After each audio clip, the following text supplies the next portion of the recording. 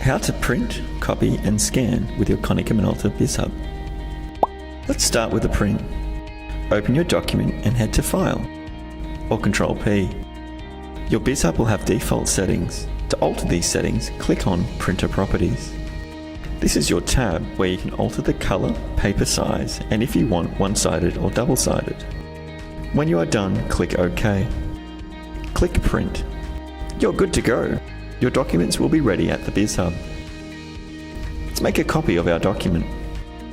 Place your single document face down on the glass. If you have multiple pages, place them face up in the document feeder. Tap Copy.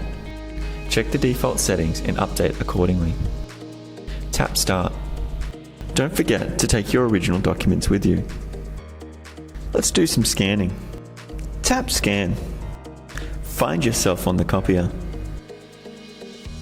Check the default settings and update accordingly. Tap Start. You're good to go. Nice work and thanks for watching.